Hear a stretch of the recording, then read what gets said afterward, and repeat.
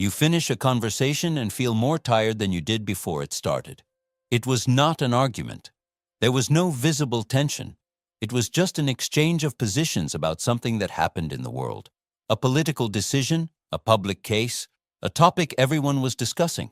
And yet, by the end, you no longer know what you think, not because you changed your position, but because you were exposed to so many versions of the same question, with so many layers of certainty pointing in opposite directions, that your own thinking was left with nowhere to settle. This is not discussion. This is something else. And it has a structural name that the culture has not yet popularized, but that you already know by its symptom. You are here because this exhaustion is familiar. Not the exhaustion of a long day, not the physical tiredness that sleep resolves. A different kind of exhaustion, more diffuse, without a locatable origin, that appears after hours of processing information and does not diminish with rest. That is not relieved by a pause, because the environment that produces it keeps operating even when you close your eyes. This video will not tell you what to do about it. It will show you the mechanism, and the mechanism, when you see it clearly, is not personal. It never was. There is a question that many people carry without being able to formulate it with precision. Why am I so tired if I have not done anything extraordinary? The agenda was followed. There was no crisis. There was no declared conflict. But at the end of the day, or at the end of an hour of exposure to the public space of ideas, there is an exhaustion that does not correspond to any visible effort, and the available explanation is usually personal. You are weak. You are too sensitive. You need more resilience. You need to disconnect. All of these explanations share the same underlying assumption. The problem is in you, not in the environment. And it is precisely that assumption we are going to examine. Because the exhaustion you feel is not emotional, it is not sensory, it is cognitive in a very specific sense. And it originates in a structural transformation of the public space that happened gradually, without announcement, and that most people have never stopped to name. Think about what happens when you follow any public topic with some degree of attention. A study is published. 10 commentaries appear interpreting it in 10 different directions. An expert speaks. Another expert contradicts with equal credentials and equal conviction. A decision is made. Immediately, analyses emerge that defend it and analyses that tear it apart, with data, with arguments, with references. And you, who are trying to understand what happened, find yourself at the center of a field of simultaneous emission, where no voice carries more weight than the others. You try to create a hierarchy. You check the source. You verify the credentials. You compare positions. And you discover that the credentials are also disputed, that the source is also contested, that the very criterion you would use to distinguish signal from noise is itself an object of conflict. The result is not confusion. It is something more precise: permanent deadlock, a condition in which all versions compete with apparent equivalence, and in which your mind, which was built to seek resolution, hierarchy, criterion, finds nowhere to land. And the human mind does not function well in a state of permanent deadlock. It spends energy processing. It tries to resolve. It activates evaluation mechanisms repeatedly without any of them producing a definitive output. And that cumulative processing, carried out within an environment that offers no resolution, produces a very specific kind of fatigue. It is not the exhaustion of having worked. It is the exhaustion of having tried to work inside a system that was built to make the result impossible. The question that structures this video is not who is right. That question is already part of the problem. The question is more basic. What happens to thought when the environment surrounding it systematically dissolves the distinction between those who know and those who opine? This is not a rhetorical question. It is a structural diagnosis. And the answer, which will be built over the course of the next hour, will not give you the criteria that are missing. It will show you why they disappeared, how that disappearance was possible, and what it produces in practice inside a mind that is still trying to think with clarity. Because the mechanism is in operation right now, while you are watching this, and naming it does not deactivate it, but it makes it impossible to mistake it for a flaw in you. To understand what is happening, it is necessary to take one step back and observe what modernity promised and what it delivered in its place. The promise was epistemic democracy. the idea that the more voices participate in a debate, the closer we get to the truth, that a pluralism of perspectives enriches collective understanding, that the horizontalization of information frees thought from the arbitrary hierarchies that previously controlled it. It was a promise with real foundation.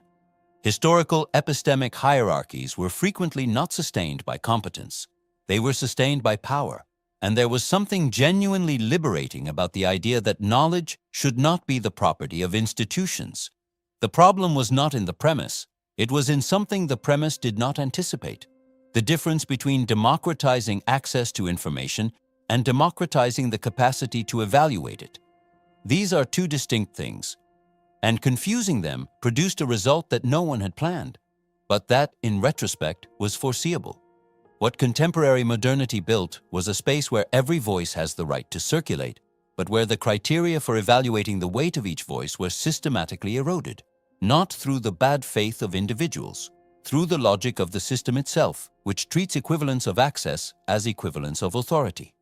And when epistemic authority becomes indistinguishable from simple vocal presence, the result is not pluralism, it is semantic entropy, a proliferation of positions without any of them advancing understanding, movement without direction, noise without signal. There is a scene that repeats itself with infinite variations. Someone dies. The causes of death are being investigated. Before any investigation is concluded, the public space already contains definitive analyses pointing in at least 4 different directions. Each analysis is presented with equal conviction. Each one cites sources, each one has its audience, and the investigation, when it finally produces results, competes on equal footing with the analyses that preceded it. Because in the environment of instant opinion, being first is not a disadvantage. It is frequently an advantage. The first version occupies mental space that the correct version will have to fight for. Observe what happens to an honest mind trying to navigate this. It cannot simply ignore. Ignoring has a cost. The risk of not knowing something that matters. It cannot simply accept everything. Accepting everything means abdicating thought. It cannot rely on a fixed criterion of authority because those criteria have been contested, and in many cases, the contestation had merit, so it processes, compares, evaluates, repeats on every topic, every day. This has a technical name in cognitive science: epistemic processing load. The amount of mental energy spent not on understanding a piece of content, but on evaluating the reliability of that content before understanding can even begin. And that load, when applied to an environment that produces opinion at a speed and volume that no human processor was built to absorb, produces exactly what you recognize: not confusion, not ignorance, exhaustion. You believe you live in an environment of intellectual pluralism. Examine that with precision. Real pluralism presupposes that multiple perspectives compete on the basis of evidence and argument, and that this competition advances understanding. What you experience is different. Multiple perspectives compete on the basis of visibility and volume, and that competition advances nothing. It perpetuates itself. The difference is not quantitative, it is structural. Real epistemic democracy requires not only that everyone can speak, but that there are shared criteria for evaluating what was said. When those criteria collapse, what you have is not more voices, it is more noise. And noise does not free thought, it paralyzes it. There is a comfortable interpretation of the current state. The permanent deadlock of opinions is a defect of the system, something to be corrected once people learn to think better. That interpretation is incorrect. The deadlock is not a defect, it is a product. An environment that dissolves the distinction between opining and knowing does not produce deadlock by accident. It produces it because deadlock is the condition that keeps the system in motion. A resolved question closes the debate. A question in permanent deadlock keeps everyone engaged, processing, reacting. The exhaustion you feel is not a side effect of a poorly calibrated system. It is the operational cost of a system functioning exactly as it was built to function. In any system where opining carries a cost, reputation, accountability, subsequent verification, people operate with more caution, not because they are better, but because the environment penalizes error. When opining carries no cost, calibration disappears. You can assert whatever you want with whatever intensity you want about any topic you want, without the gap between your assertion and reality producing any verifiable consequence. This is not freedom of speech, it is the dissolution of epistemic responsibility. And the result is that the public space filled up with claims that never needed to be tested, and that compete on equal footing with claims that were. There is a consequence of the state we have described that is rarely articulated with precision, but that is perhaps the most serious. When the environment produces cognitive noise at sufficient volume and speed, the mind adopts a protective mechanism. It stops trying to process everything with equal attention. This is rational adaptation. It is not possible to evaluate infinite positions with equal rigor, so it creates a different hierarchy. Not by the quality of the argument, that would require a criterion the environment has made inaccessible, but by familiarity, by emotional resonance, by the confirmation of what it already believed. This has a name, confirmation bias, but the usual framing of this phenomenon is moral.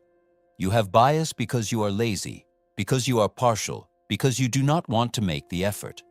The correct framing is structural. You have bias because the environment made it impossible to operate without it. Bias is not a character flaw. It is the solution of an overloaded cognitive system trying to survive in an environment that generates more input than any human processor can evaluate with rigor. And here the second consequence reveals itself. If the mind resolves the problem of noise by filtering through what it already believes, what happens to original thought? To the idea you would form if you had the space, the silence, and the criterion to form it without interference? That thought does not disappear, but it competes. It competes with the volume of the environment. And the environment, in most cases, has more presence, more repetition, more emotional intensity than any quiet internal process. The progressive result is a condition that few people name, but many will recognize when it is described. A growing difficulty in distinguishing what you actually think from what was deposited into your thinking by the environment you inhabit. It is not brainwashing. It is something more subtle and more diffuse. It is the slow erosion of the difference between genuine thought and processed echo. And that erosion requires no malicious agent. It requires only an environment that produces noise at sufficient volume for the silence necessary to genuine thought to never be able to establish itself. Here is the complete mechanism. Modernity democratized the voice. That is real. But democratizing the voice without democratizing the criteria for evaluation does not produce more thought. It produces more emission. And emission without criteria is not communication. It is noise with syntax. The contemporary public space is not a debate. It is a field of simultaneous transmission where voices with completely distinct backgrounds, with completely different commitments to verification, with completely asymmetrical accountability in relation to error, all of these voices operate with the appearance of equivalence. And the mind that tries to process this, that still believes it is possible to extract signal from noise if you work with enough attention, that mind pays a cost that is not visible in the short term, but that accumulates. The exhaustion you feel is not weakness. It is not excessive sensitivity. It is not lack of resilience.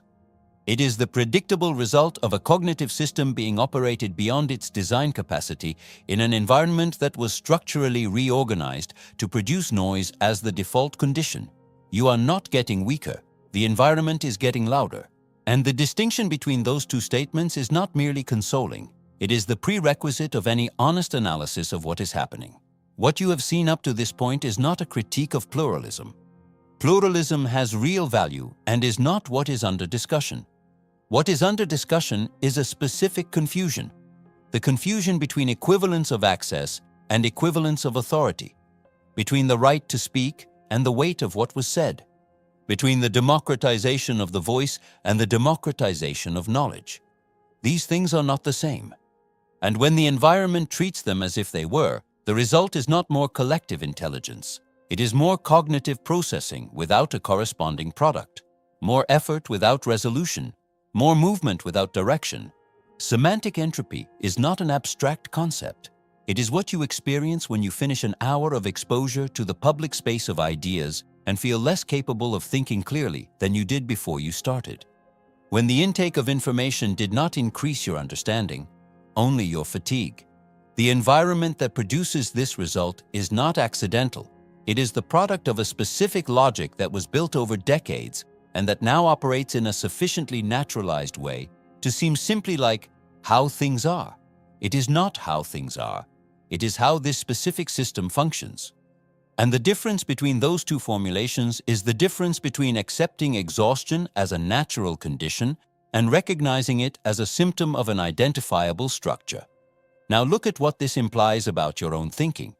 If the environment systematically dissolves the distinction between opining and knowing, and if the mind responds to that environment by filtering through the confirmation of what it already believes in order to manage the overload, then a significant portion of what you call your opinion is, in reality, the result of that process, not the product of an independent evaluation.